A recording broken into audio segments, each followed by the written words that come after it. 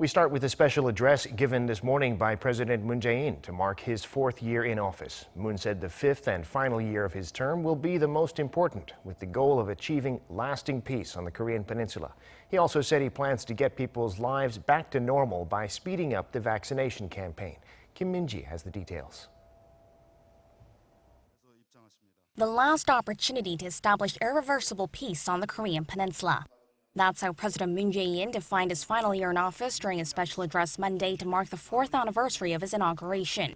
Moon said it's now time for action after a long period of deliberation.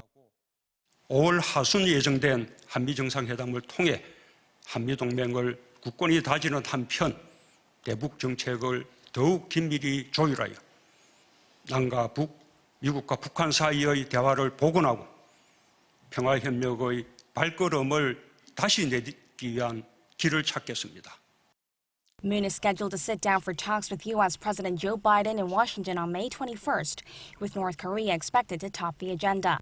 The South Korean leader welcomed the U.S. policy review on North Korea, saying that it's an outcome based on close consultation between Seoul and Washington.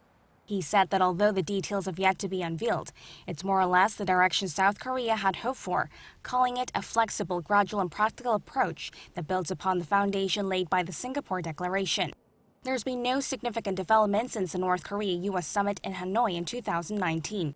Moon said he will not be pressed by time or become impatient during the remainder of his term, but will do everything he can if there is a chance to advance the peace process.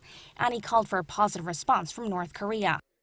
북한의 이런저런 반응이 있었지만 그 북한의 반응이 그 대화를 거부한 것이라고 생각하지 않습니다.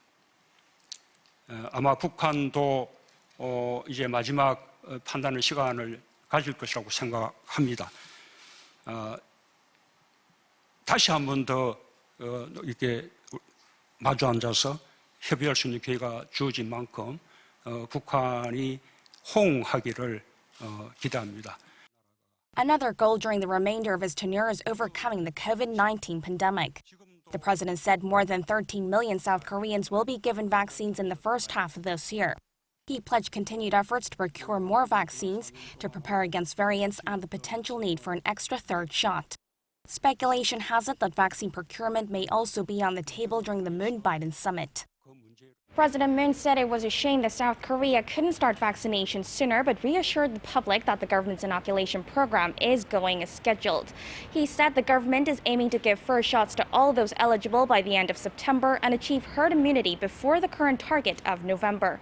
Kim Min-ji, Arirang News.